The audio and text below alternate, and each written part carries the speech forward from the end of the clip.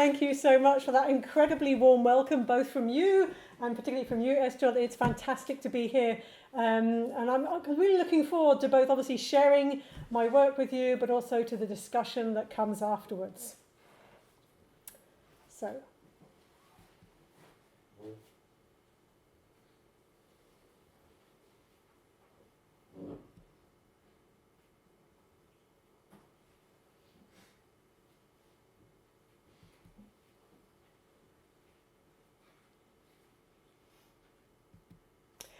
Welcome aboard this flight from Bochum to Skuld.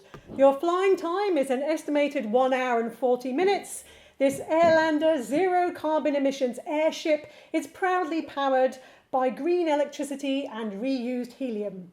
We will be cruising at an altitude of 6 kilometres, heading northeast from here over to the North Sea.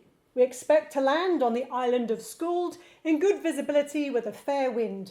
So please, sit back and enjoy your time aboard the airship Moonflyer.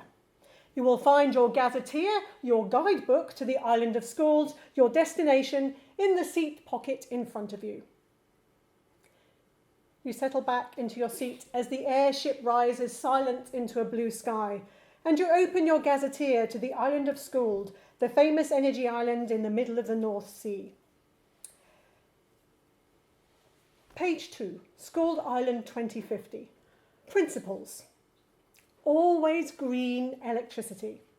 Followed by a little asterisk that reads, near 0 grams of carbon equivalents per kilowatt hour. Well, that is an odd phrase, an odd metric. It's a measure in grams as though it has material weight, but it's also not a measure because the value is just an equivalence in grams. It makes you wonder, what even is green electricity then? It feels like a bean counting sleight of hand, like carbon offsetting. This question is why you are on the airship, to see the energy island where green electricity is made. How can something so immaterial, so virtual as green electricity have a very material and hopeful impact on the world? Through the window of the airship gondola, a solitary cloud hangs on the horizon. You turn the page of the guidebook, the gazetteer, and keep reading, keen to learn as much as possible before you land. Okay, let me pause this story so I can take you inside the apparatus to explain what I'm doing and why my method takes the form it does. Why create a speculative fabulation about a North Sea energy island in the year 2050? Why create a guidebook? And how does that help understand and diffract green electricity? As Estelle very kindly and wonderfully introduced, I'm a scholar and professor in the field of science and technology studies, and this talk is based on my long-running ethnographic collaborations with organisations who are making green electricity in the island of Orkney, off the northeast coast of Scotland. My commitments are very much about making ontological, material changes to the people and places I work with. So how does writing a speculative story about a massless virtual particle like green electricity help me make this energy future otherwise in very material ways? How to grow a green world from virtual seeds? This is what my apparatus of an energy gazetteer does. So let's look inside. An apparatus is a social and technical instrument for seeing the world. An apparatus is always somewhere, not everywhere, so you can only see part of the world that it's focused on. I'm focused on green electricity in 2050 because the future is not some deep mystery, but an everyday practice that we do. We set alarm clocks, which changes the future we wake up to. We build roads in some places and not others, and so change the way we transport goods for generations. We hang electricity cables over certain fields and along particular valleys, and so change the possibility for where we can generate and transmit electrical energy for decades to come. There are many futures that may be possible, but they are always grounded in our present material residues. The particular green electrons I'm focused on are generated and stored on islands in the North Sea, which is where your airship, the Moonflyer, is headed. We're going to get there in about 20 minutes or so. My apparatus, my social and technical equipment, is how I see this part of the energy future world and I call this apparatus a speculative solarpunk gazetteer. That's the guidebook that you began to read. So, gazetteer. Gazetteers are geographic guidebooks to a place, but they're often more than just an index and a mapping exercise. Ptolemy's 2nd century idea of chorography inspired European antiquarians to write chorography of places that describe them in terms of both measurement and cultural experience, population statistics alongside folklore. These were often called gazetteers. Recent scholars in geography and archaeology draw upon this tradition of chorography to develop gazetteers that feature lengthy descriptions and drawings, as well as cartography, to record places from past and present. And in the late 20th century, some of you might know, that tabletop role-playing games use the gazetteer format to provide guidebooks to imaginary worlds. These describe local places in terms of characters and landscapes and mythos, to inspire world-making exploration and collaborative world building. What's crucial to me is that in a gazetteer, the people, the place, and the powerful stories become entangled. It's not a quantitative report or geographic atlas. It does not pretend to be holistic. Instead, as with ethnography as a writing genre in anthropology, it's a partial account of what is there and then. The researcher can only see and write so much. The apparatus of the gazetteer has limits. So, this is what your gazetteer says on the next page about the energy island that you're travelling to on the airship. Page 3, Schooled Island 2050, Regional Boundaries. Schooled was built to generate and manage the North Sea Energy Network. The concept of North Sea Energy Islands began with the North Sea Wind Power Hub led by the transmission system operators in Denmark, Germany and the Netherlands. They proposed a series of artificial islands as hubs to support large-scale offshore wind farms. For example, at the beginning of the 2020s, a financial consortium designed the world's first energy island, complete with helicopter pad, accommodations, 10 gigawatts of offshore wind, and high-voltage grid transmission converters for sending the power south to Europe. But Schooled was the first energy island constructed using the existing sea sandbank as structural support. Dogger Bank is the remaining submerged mass of the once extensive land that connected the countries around the North Sea until it was flooded around 8,000 years ago. The artificial island of Schooled was named after one of 3 Norn from Norse mythology who wove the fate of the world. Around the new island is a barrier reef and channels for tide turbines and underwater data centres. There are just over 100 people living on Schooled, including 10 children in the local school. And although it is in international waters, the island is owned and managed by the European Union's North Seas Energy Cooperation.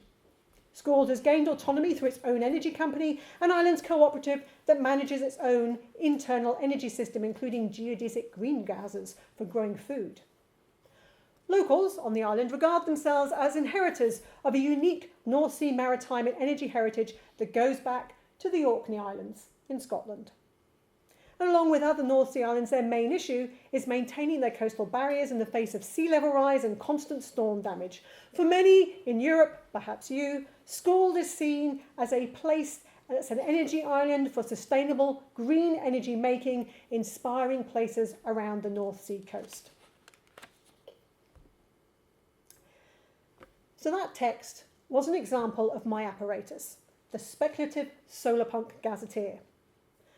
I've explained the term gazetteer, the guidebook to a place, but you've almost certainly noticed the weaving together of speculation and empirical evidence. That is the next part of the apparatus I need to explain. What do I mean by speculative? Donna Haraway, unsurprisingly, as you've heard from Festrid, Donna Haraway, scholar of science and technology and ecology, is always my touchstone. Her well-known work undoes the binaries that are often inherent to knowledge: nature and culture, social and material, art and science.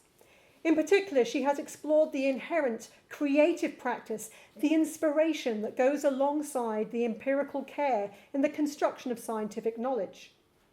She asks, what if the study and crafting of fiction and fact happened explicitly instead of covertly, in the same room and in all rooms? This is not about blurring the boundaries between fact and fiction, but about the radical acknowledgement of the creative moments that happen when crafting fact, and vice versa, the acknowledgement of facts and knowledges imbued into fiction. By acknowledging the facts in fiction and the fiction in facts, you can be a better empirical scholar and author. For Haraway, SF is not science fiction untethered from the world. Instead, SF is speculative fabulation. It is a politically aware, empirically aware telling of fabulated worlds. It's about acknowledging how you are located, what matters in the stories, both fictional and factual, that you tell.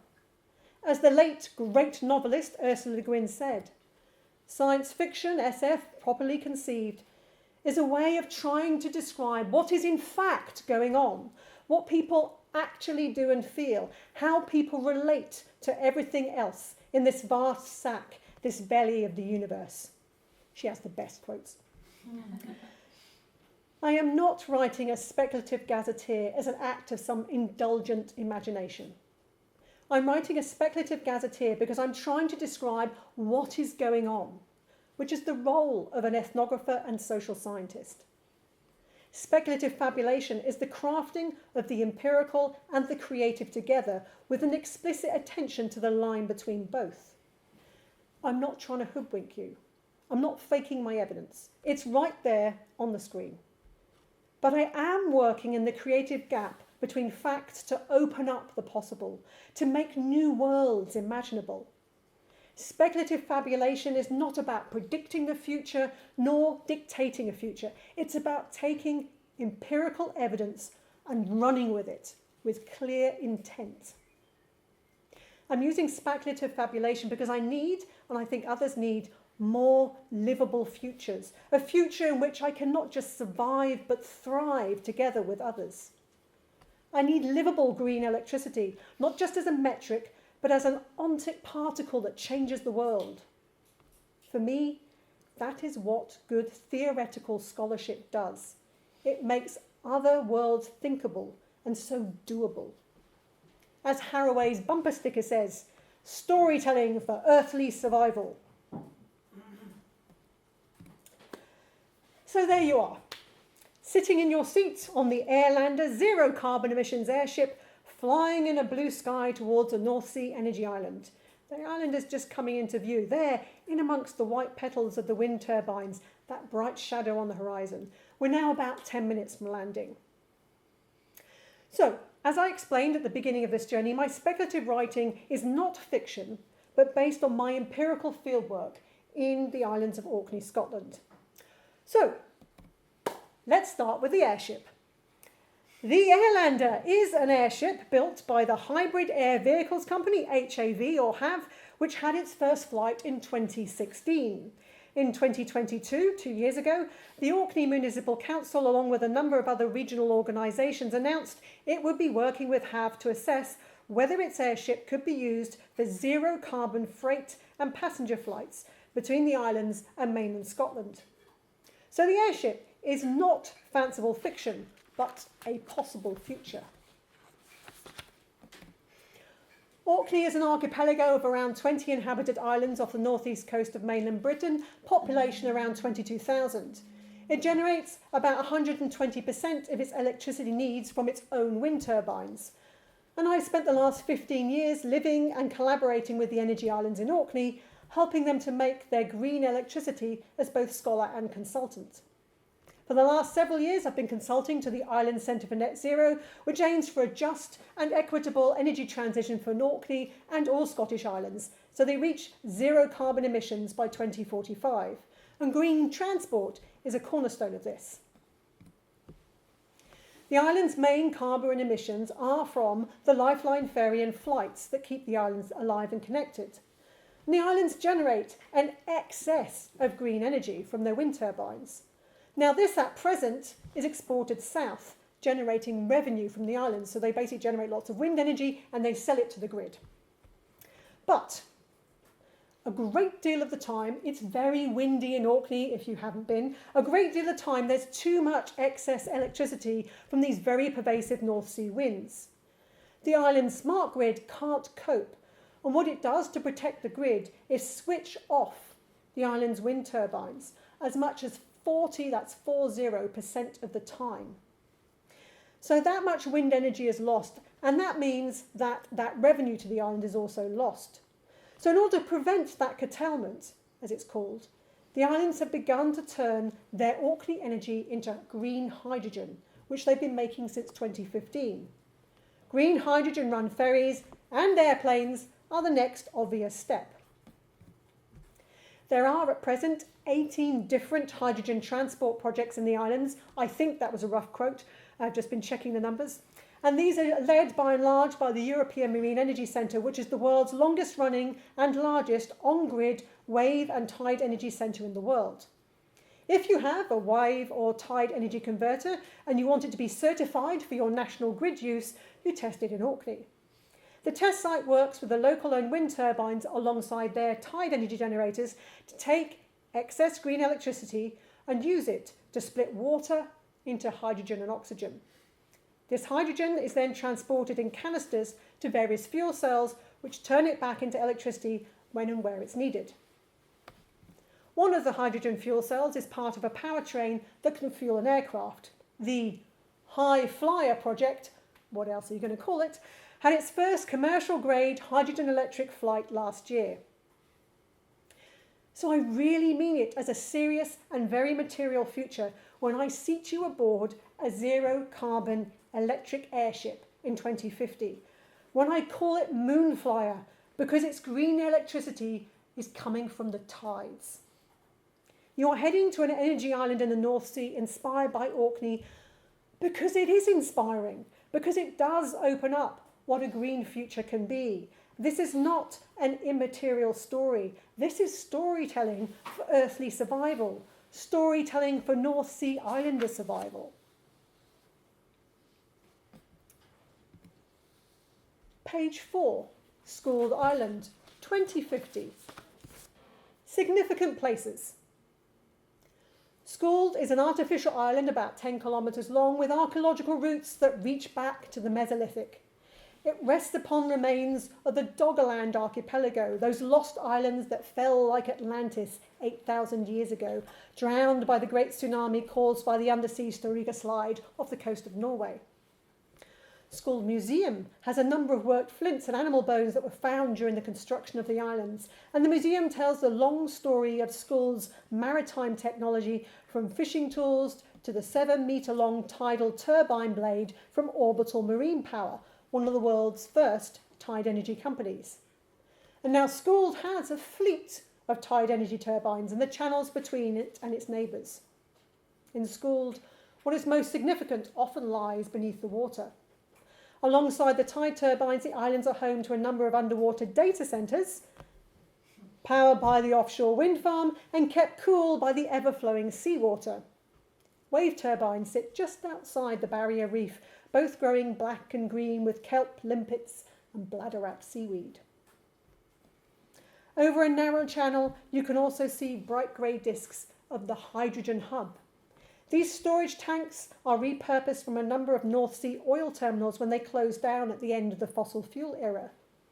Green electricity from the wind turbines all around Scald is stored as hydrogen and used to refuel hydrogen-powered container ships as they anchor in the harbour. But perhaps the most visible landmark in Scald is the lighthouse on the northeastern tip. It stands on the highest point on the island, a beacon reaching out across the North Sea, welcoming green electricity from the waters and sending it on through the electricity grid network to the rest of Europe. You stop reading the gazetteer and look out of your airship window, and below you can just see an endless grid of wind turbines in the sea, but in amongst them, like a grey dagger in the sea, is the island, and its tip is flashing, windows catching the sunlight, that lighthouse calling you into the island. But before the airship drops, we are going to get to school in a moment, and before it gets to the airport, I need to finish explaining my method of the speculative Solarpunkt gazetteer. So I've talked about what I mean by speculative, I've talked about what I mean by gazetteer, but why am I talking about Solarpunk? So Solarpunk rises out of science fiction genres like cyberpunk and steampunk, but some of its earlier stories were published in Brazilian Portuguese. It's more than a literary genre, however. It has an ethos of sustainable solar and renewable powered futures embodied in writing, art and activism. That is why the NOMA punk still holds. It has a do-it-yourself ethical commitment and a politics of local community self-determination. Solarpunk is a practice of hope for a sustainable energy future. It's not predictable, there are no rules, solarpunk doesn't have a definition, but it is phototropic, always turning sunward to a bright, sustainable, well-powered future. That's where I'm going. That's where Orkney's going. So that's where my research and writing takes me. The sustainable soil of solarpunk grows the kind of hope that philosopher of science Isabel Stengers calls for. Stengers sees much needed hope for the future in creative possibility, as opposed to the dead end of calculated probability. Hope for Stengers lies outside risk, outside audit, outside predictive algorithms. Hope is in the gaps, in the interstices, in the leap of faith into the dark. Hope is not in a table of pros and cons. Hope is not found in an exponential curve. Hope cannot be found in growth on a line. It can only grow wild and unexpected. Hope has no axes. It is off the map. Hope is where the dragons are. For me, hope manifests a possible world, not just a virtual one, because it carries with it a pebble of empirical knowledge. Hope exists because it is possible, however far, however hard the path. Hope is made from a little piece of knowledge that becomes something unexpected, like an acorn that grows into a flame-breathing oak tree. In his ethnography with the Suvavu people on Fiji, who hoped for generations, anthropologist Hirokazu Miyazaki argues that hope is not just an ethical or abstract issue, hope is a method. Miyazaki argues that you do hope. It's a practice of doing, and you have to keep replicating that practice in order for hope to continue. It is not enough to just idly desire. Hope is grubby, dirty, material, and storytelling work. So in this talk I'm doing here, I am doing hope by telling my ethnography as a guidebook to a green future. My method of hope is a speculative solarpunk gazetteer.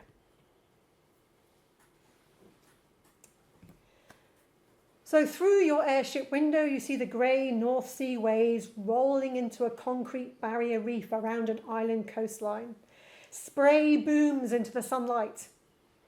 The airship is tethered at the airport now, and the hatch will soon open so you can stand upon this island, both ancient and artificial. Through the window, you can see 3 small propeller aircraft on charge, cables snaking into large fuel cell containers. The green containers show signs of the harsh marine weather. They're dented and rusted as though arrowheads have rained down from the sky. Whilst you wait, you have a chance to flip through more of School's gazetteer, because there's a phrase that grabs your attention. Fair trade energy is not a shade of green.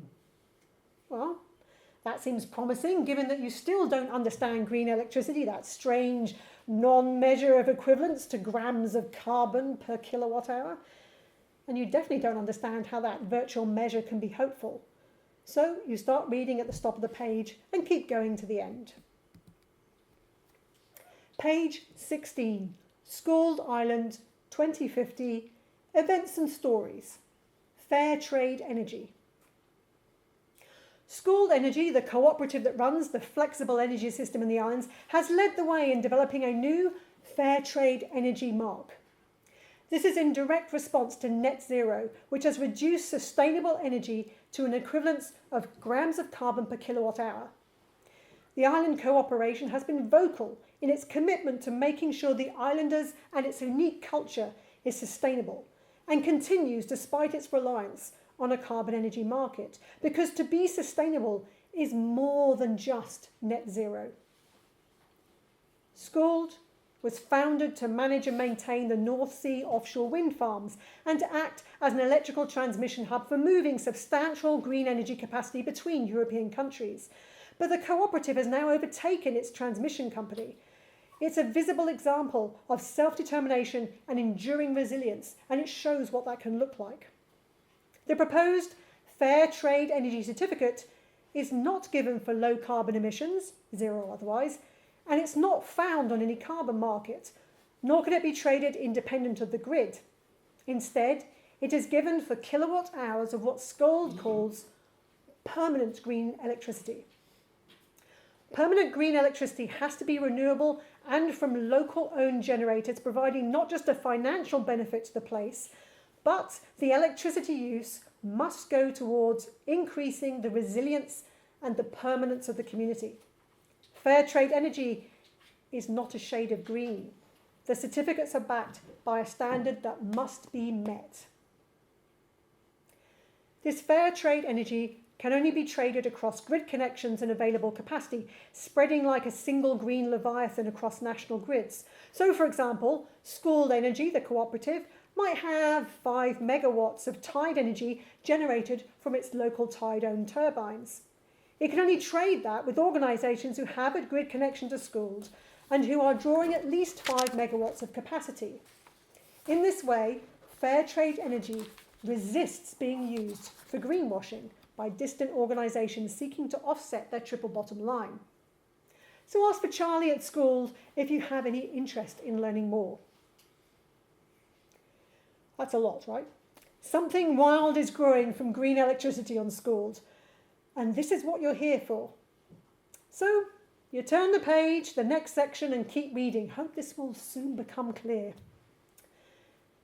Page 18, Skuld Island 2050, Principal Characters, Charlie Stewart. Charlie is the managing director of Skuld Energy, the community benefit co-op that was set up to manage the island's energy system. It was Charlie who started the integrated energy system, a flexible power plant working across heat, power and transport. But she soon pulled in agriculture, installing more greenhouses to grow enough for the increasing number of islanders to try and make the island more self-sustaining and independent. But the island budget is on the constant squeeze due to the high maintenance cost of the barrier reef. And the EU has tried to shut down the island twice already. In response, Charlie's most recent idea is the Fair Trade Energy Standard. This shifts attention from carbon as currency to energy generation grounded in a local sustainable future. And she's in the process of working with standards bodies from Fair Trade International to the UN Energy Compact to ratify the approach, but it's slow going.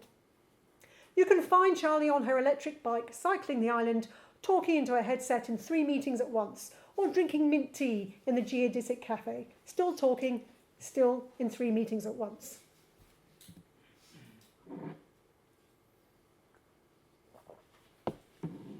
The hatch in the airship opens and you tuck the gazetteer into your pocket and head out down the steps to the grass and concrete runway beneath.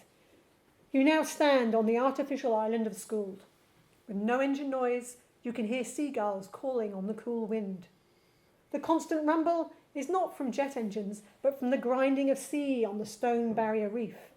The air tastes of salt and liquid metal. You are hurried into the grass-covered airport terminal building and take a moment to decide what to do next.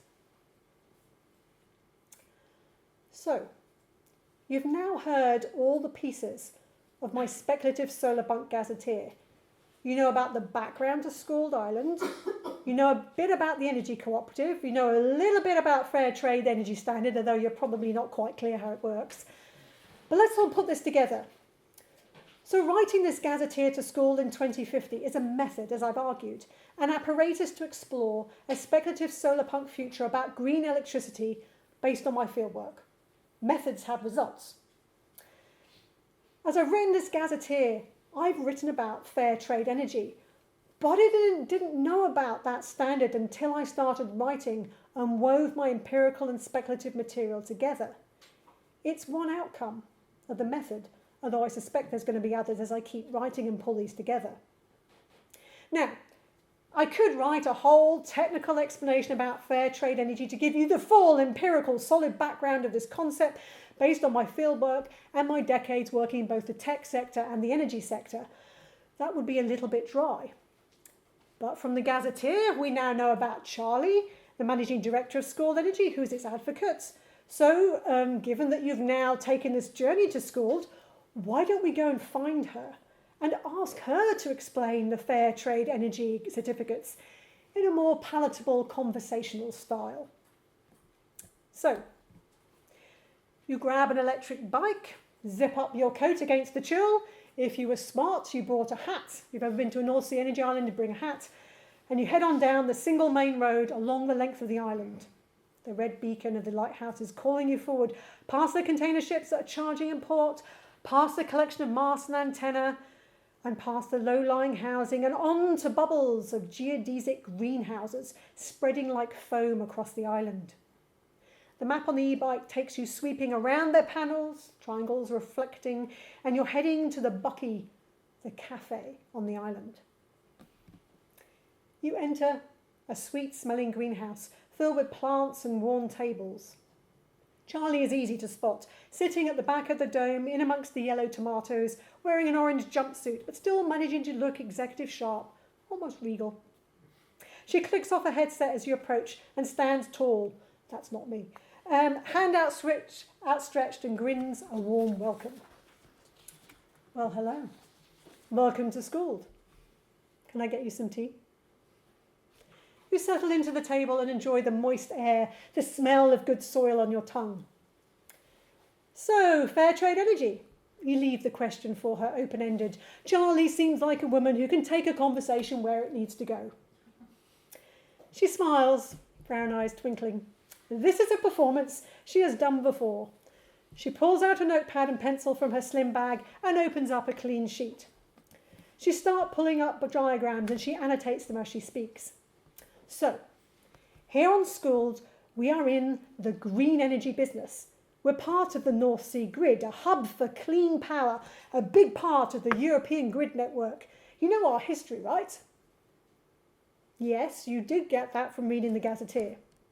So, Europe has been about reaching net zero, carbon-free energy. That's the deal. You nod, this is old news at this point. But there is no point in us getting to net zero if in doing so it makes the islands more unsustainable.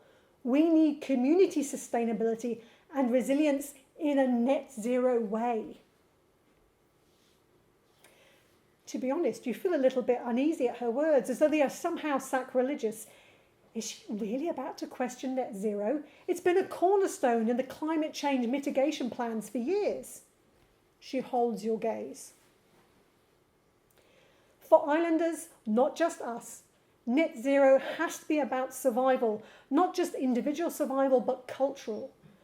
What is a place without its people? My family in Orkney are part of a farming culture that goes back 5,000 years. Does School have a culture? It's a new island. Of course, we live here, and we want to stay here.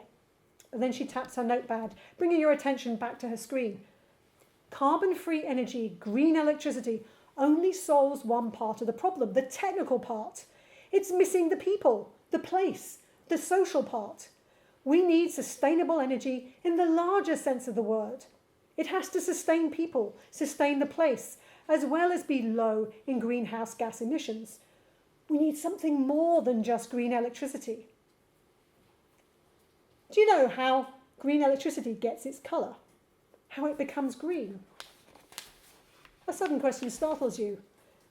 I guess you measure its carbon?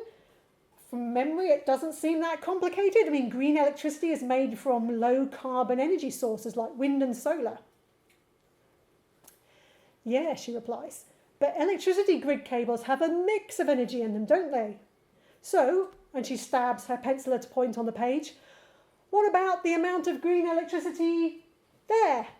Or she stabs somewhere else on the grid. Or what about the amount of green electricity there? You're about to say, just measure it, when you realise that won't work. You can't measure carbon emissions in an electrical cable. It only carries electrons. Charlie spells it out for you. Remember the Kyoto Protocol, when they created the carbon market? That one's easy, so you nod, vaguely. It's a bit of a misnomer. It was about trading in carbon dioxide emissions. Carbon dioxide is a gas, right? Mm-hmm. One of many greenhouse gases. This is still familiar territory, so you nod again. So you buy and sell grams of gas by mass, not volume, but no one's actually trading bottles of carbon dioxide. The whole carbon market is on a credit equivalent system. You buy and sell the equivalents to grams of gas. Still, the whole thing hinges on knowing the mass of carbon dioxide emitted at some point in some place. So how do you do that? You shrug. She throws up her hands. It's tricky. You've got to get a sensor in a chimney stack, or you do some satellite imaging over a power station, or you've got to do maths about the chemical reaction. Either way, there's a whole load of variables. It's all about what's in and what's out of the equation. An offshore wind turbine is technically carbon-free when it generates, but what about the transport for installation and maintenance? Turtles all the way down. There are scope 1, 2, 3 emissions to standardise this. Scope 1 for direct emissions, scope 2 for indirect, so on. People have done great life cycle analysis for the emissions, but people did and do keep arguing over the carbon at each stage. You wise decide not to get into details. Things get even harder when you start trying to measure carbon emissions in the energy network. We talk about green electricity all the time. She puts her pencil into a diagram again. But find me a point in the grid where you can measure its level of greenness, like you measure its voltage. There ain't no little green electrons, no little jellyfish smears of quantum particles with green hats on saying, we come from wind turbines. There is just potential difference from one end of the cable to another. So what even is green electricity? It's clearly a rhetorical question, so you sip in the mint tea, let Charlie roll. Green electricity is a thing made in a kind of Frankenstein calculation that produces grams of carbon dioxide equivalent emissions per kilowatt hour. People talk about carbon intensity of electricity, like energy can be intensely green, neon green, bright green, or energy can be a little bit pale, or not very green at all. Okay, Frankenstein calculation is not entirely fair. Green electricity is the sum of the average emissions for all the generators connected in a region of the grid divided across the total electricity generated. So, all the average annual emissions for all the wind turbines, tide turbines, gas stations, batteries, you name it, and it is usually estimates and predictions, it's a real dark art, all added up by the operator for that region and divided into the units of electricity generated, the kilowatt hours. That is how energy gets its colour. That is how electricity becomes green, whether it's bright or whether it's pale. You nod. You're sort of getting it, but file it away. Charlie's still going. The trouble is that it only gets you one colour spread over a map. It's estimated average calculated over a region. Now, don't get me wrong, it's the best you can do with the data available, but the electricity grid doesn't begin in any region. As an engineer, I don't see national grids in neat coloured boxes. I see specific high voltage transmission cables and bottlenecks and capacity problems. Oh my, the capacity problems. There is no free-flowing electricity everywhere. It would be great if there was. It's just grid cables at different voltages connected to hydrogen tanks and district heating and waste energy systems and so much else. Look, if you treat the whole of the UK national grid as one region, then you're going to get an average carbon intensity and you might act on that. But Orkney has its own smart grid, 100% renewable energy. So its carbon intensity is actually different from the rest of the mainland. Now, electricity maps, that knows about it, but not all the carbon intensity maps do. So it depends on where you draw your borders and how you do your maths. And none of that has anything to do with sustaining our island. Let me give you another example. One of our offshore wind turbines connects into the hub out there on the point. But there is no simple end to a grid cable. The electricity from that offshore wind turbine supports grids all over Europe. Like a drop of rain into a river, it becomes the depths of some great ocean. So where and when do you count that offshore turbine's carbon emissions? Now, the usual answer is that it counts in the region where it's generated, and if that region is exporting, you can also count it as a percentage of that capacity. But we still don't know. How green is my grid at that specific point? So important to me, because I in school run an energy cooperative, green electricity doesn't help me tell the difference between carbon emissions from our local-owned turbine and those owned by a multinational. It can't deal in specifics. But all of the research shows that there is a world of difference between those generators and how they sustain their place. A local-owned turbine can generate profits and keep a school open. A multinational might be generating dividend for its shareholders. You know she's getting somewhere, but she's clearly close to the end of her argument, so you're going to hang on to the end. She looks at you intense. So, green energy cannot help us get to a more sustainable island, even though it's important, even though that's all we generate on schools. Green electricity isn't going to keep us living here permanently. And there is no point, you remember her words, there is no point in us getting to net zero if in doing so it makes the islands more unsustainable. We need community sustainability and resilience in a net zero way. Exactly. So, fair trade energy. She's got there at last. Yes, sorry, it took us a while to get there. I wanted to make sure you understood the problem. We're developing a standard for fairly traded energy inspired by fair trade carbon credits because the whole question of carbon intensity, how green is my grid, is so imprecise that we want to go another way. We want to stick with good old-fashioned kilowatt hours that we can measure in a specific place, that we can connect to something sustainable. You can stick a meter on a cable and measure the watts. We want to sell energy that's generated to a sustainable standard. It's like a certificate. As a cooperative, our island members get our flat rate, but we've got a lot of spare capacity to sell to our neighbouring operators. We want to distinguish it in a way that just colouring it green cannot do. We feel different about our island-grown electricity. Schooled electrons are not like other electrons to us. They're part of school, they're part of the place, they're part of the island. And we think others might feel the same. It's not just spare electrical capacity, it's spare schooled energy. It's different to the rest of the energy we're transmitting. We want others to understand what they are buying and that they are buying into us, into our future, into making schools permanent as an island, as a community. We started with schooled gold energy. Borrowed from Orkney again, sorry. But then we talked with other energy communities and realised that this was not just us. Lots of places wanted to fairly trade their energy. Some of the new data centres wanted to buy from their local energy company direct. There is one glaring question, and you can't help but ask it. But fair? Fair for whom? Charlie shrugs, finishing her tea. More fair to us on school than things are right now. We're still debating if we should call it permanent green electricity or wild green electricity, but it's about keeping people in places, living there, helping them to thrive long term. For us, it's about living here permanently. She puts her empty cup down.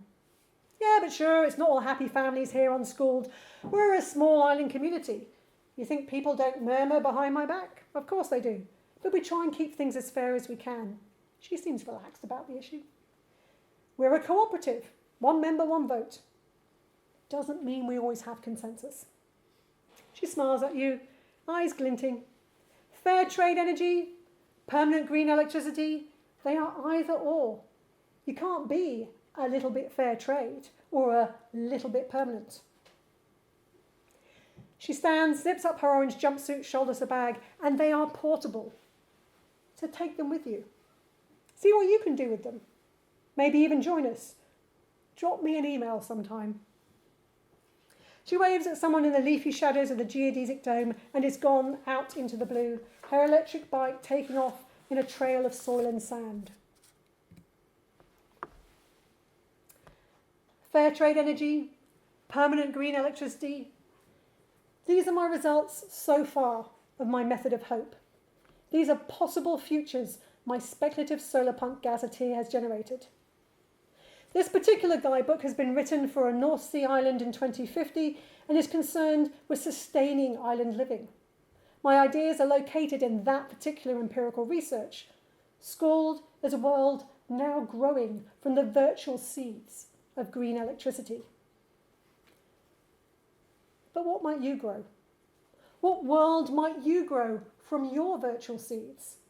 What might be your solarpunk gazetteer? As Charlie said, drop me an email sometime and let me know. But for now, it's time to board your airship to head back home. The moon flyer rises away from the island, flying quiet into a moonlit dusk, sailing into a wild electric future that is sustainable, solarpunk, and slightly possible. Thank you.